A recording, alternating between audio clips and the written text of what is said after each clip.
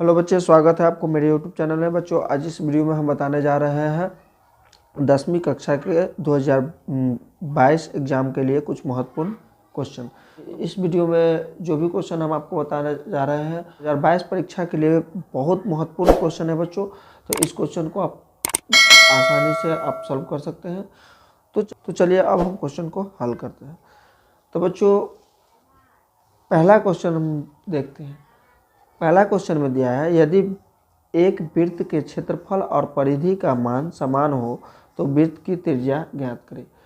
तो बच्चों, जैसे कि हम यहाँ पर दिया गया है वृत्त का क्षेत्रफल बराबर वृत्त की परिधि, वृत्त की परिधि यानी वृत्त का क्षेत्रफल वृत्त के परिधि के बराबर है। तो जानते हैं कि वृत्त का क्षेत्रफल का फॉर्मूला होता है पाई आर स्क्वायर बराबर वृत्त की परिधि क्या होता है 2 पाई आर। अब बच्चों, जैसे हम देख रहे हैं आर स्क्वायर है तो यहाँ पर हो जाएगा पाई आर स्क्वायर को हम 2 बार लिख देंगे आर गुने आर, अब बराबर यहाँ 2 गुने पाई गुने आर। तो बच्चों, जैसे देख रहे हैं पाई से पाई कट गया, एक आर से आर कटा, अब यहाँ आर बराबर क्या निकल गया, तो आर बराबर हो गया 2। तो बच्चों, ये क्वेश्चन नंबर 1 सॉल्व हो गया। अब बच्चों, दूसरा क्वेश्चन पर हम चलते हैं। तो दूसरा क्वेश्चन में दिया गया है, लंबवृत्तीय शंकु का आयतन निकाले जिसकी ऊंचाई 28 सेंटीमीटर है और आधार की त्रिज्या 21 सेंटीमीटर है। तो बच्चों, इसमें हमको लंबवृत्तीय शंकु का आयतन निकालना है। तो जैसे कि यहाँ दिया गया है शंकु की त्रिज्या को हम आर से इंडिकेट करते हैं। आर बराबर दिया हुआ है 21 सेंटीमीटर और शंकु की ऊंचाई को हम एच से इंडिकेट करते हैं। एच दिया हुआ है 28। तो बच्चों, अब इस शंकु का आयतन निकालना है, जो बहुत आसान है। शंकु का आयतन, शंकु आपको फॉर्मूला अगर आपको याद है तो आसानी से आप आयतन निकाल सकते हैं। तो जैसे हम जानते हैं कि शंकु का आयतन का फॉर्मूला होता है 1/3 पाई आर स्क्वायर एच। तो यहाँ पर हम लिखेंगे 1/3 गुने पाई का मान बच्चों जानते हैं कि 22/7 होता है, तो 22/7 गुने आर स्क्वायर। तो आर इसका कितना दिया है 21, तो 21 का स्क्वायर और गुने एच दिया हुआ है 28, तो यहाँ लिखेंगे एच 28। अब यहाँ बराबर लिखेंगे 1/3 गुने 22/7 गुने 21 का स्क्वायर है यानी 21 2 बार लिखेंगे, 21 गुने 21 और गुने यहाँ एच दिया है 28। अब हम इसको काटेंगे तो 7 से 7 दिया 21 कटा और फिर ये 3 से 3 कट गया। अब यहाँ लिखेंगे 22 गुने यहाँ बचा 21 गुने 28। और बच्चों, ये सभी को अगर हम गुना कर देते हैं तो हो जाता है 12,936। तो बच्चों, जैसे कि इस क्वेश्चन में निकालना था शंकु का आयतन, तो शंकु में आर दिया हुआ था, एच दिया था। शंकु का फार्मूला आयतन का होता है 1/3 पाई आर स्क्वायर एच। तो इस फार्मूला का यूज करते हुए हम इस क्वेश्चन को सॉल्व कर दिए। अब चलिए अगला क्वेश्चन पर हम चलते हैं। अब बच्चों, अगला क्वेश्चन में दिया गया है, एक लंबवृत्तीय शंकु का आयतन 100 पाई सेंटीमीटर क्यों है और ऊंचाई 12 सेंटीमीटर है, तो इसका तिर्यक ऊंचाई ज्ञात करने के लिए कहता है। तो जैसे बच्चों, इस क्वेश्चन में हम देख रहे हैं कि शंकु का आयतन बराबर दिया हुआ है 100 पाई, शंकु का ऊंचाई दिया हुआ है, शंकु का ऊंचाई बराबर दिया हुआ है 12 सेमी और हमको निकालने के लिए कह रहा है तिर्यक ऊंचाई, तिर्यक ऊंचाई, ऊंचाई। तो बच्चों तिर्यक ऊंचाई को हम L से इंडिकेट करते हैं, यानी हमको निकालना क्या है L। तो L निकालने के लिए सबसे पहले बच्चों R की आवश्यकता होती है, जो इसमें R नहीं दिया गया है, आयतन दिया है। तो हम आयतन वाले फार्मूला लगा के पहले इसका त्रिज्या निकालेंगे, त्रिज्या निकालने के बाद हम L निकालेंगे। तो यहाँ पर दिया गया है, तो यहाँ पर शंकु का आयतन दिया है, तो लिखेंगे शंकु का आयतन। तो शंकु का आयतन का फार्मूला होता है 1/3 पाई r स्क्वायर h। तो बच्चों जैसे कि हम जानते हैं कि शंकु का आयतन यहाँ दिया गया है, शंकु का आयतन यहाँ दिया गया है 100 पाई।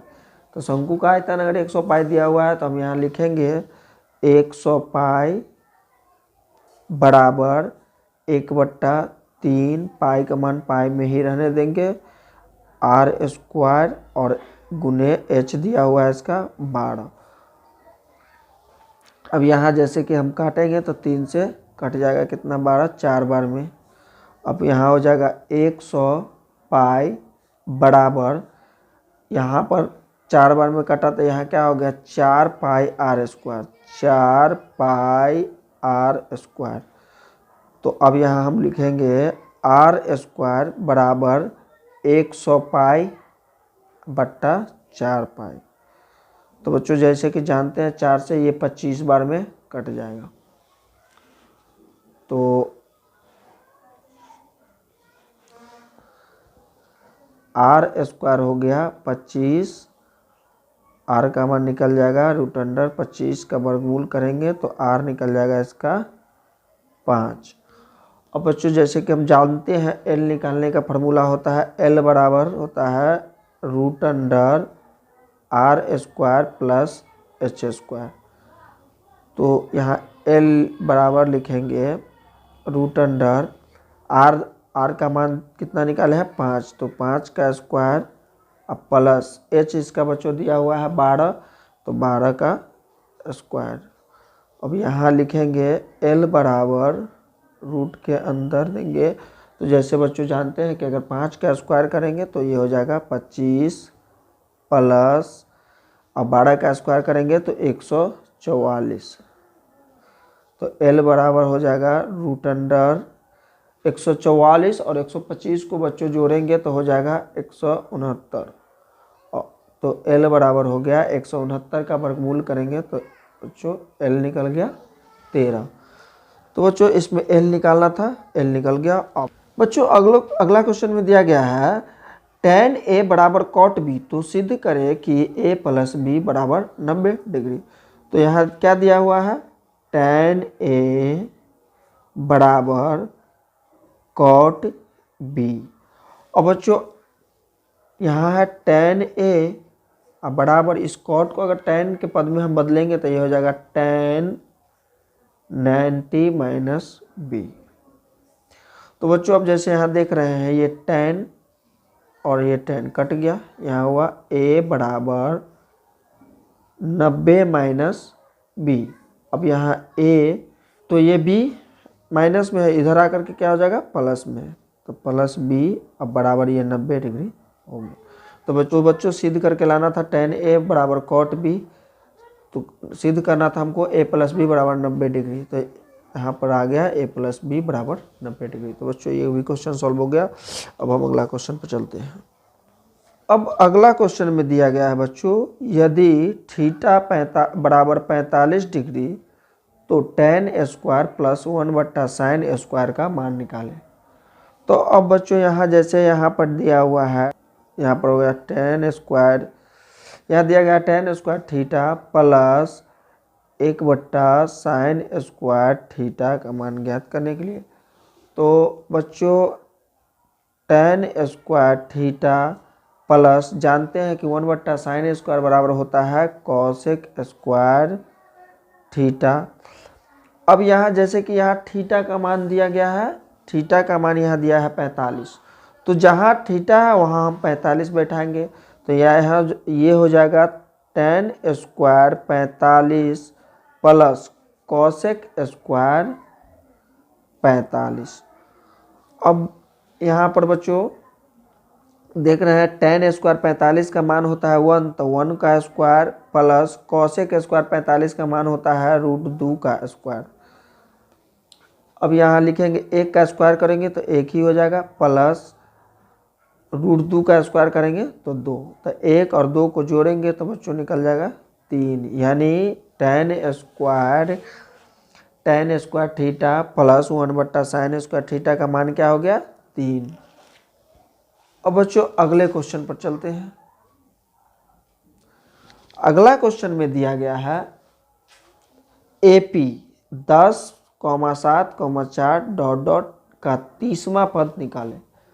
तो बच्चों अब इसमें 30वां पद निकालने के लिए कह रहा है, तो सबसे पहले हम देखेंगे कि AP में A का मान क्या हो जाएगा, A बराबर हो जाएगा 10 और D, तो D का मान होता है A2 माइनस A1, तो D बराबर हो जाएगा A2 का मान इसमें क्या हुआ 7 माइनस 10, तो D का मान हो गया 7 में से यदि बच्चों हम 10 को घटाएंगे तो माइनस में 3 होगा, तो D का मान निकल गया 3। और यहाँ पर जैसे कि कह रहा है A30 का मान निकालने के लिए कह रहा है, तो जब बच्चों जैसे कि हम जानते हैं कि an का फार्मूला होता है a plus n minus 1 into D. अब यहाँ पर बच्चों A30 का मान कहता है निकालने के लिए, तो बच्चों यहाँ A30 का मान कहता है निकालने के लिए, तो A30 बराबर हो जाएगा, तो a का मान दिया हुआ है 10 प्लस n का मान तो 30 हो जाएगा बच्चों, तो 30 माइनस 1 और d निकाले हैं माइनस का 3। अब यहाँ हो जाएगा 10 प्लस 30 में से 1 जाएगा तो कितना बचेगा 29, तो 29 गुने माइनस का 3। अब बराबर यहाँ हो जाएगा 10 प्लस इसको गुना करेंगे तो 9 या 27, 3 दूनी 6 2 8 माइनस का 87 हो जाएगा। तो अब बच्चों यहाँ लिखेंगे 10 ब्रैकेट हटाएंगे तो प्लस माइनस माइनस हो जाएगा 87। अब यहाँ बराबर में हो गया 10 में से 87 गया यानी माइनस का 77। तो बच्चों A30 का मान यानी A30 का मान क्या हो गया माइनस 77 हो गया। बच्चों इस वीडियो में हम केवल आपको ये इतना ही तक क्वेश्चन को सॉल्व कर रहे हैं। अगला वीडियो में हम अब आपको महत्वपूर्ण क्वेश्चन लेके आएंगे।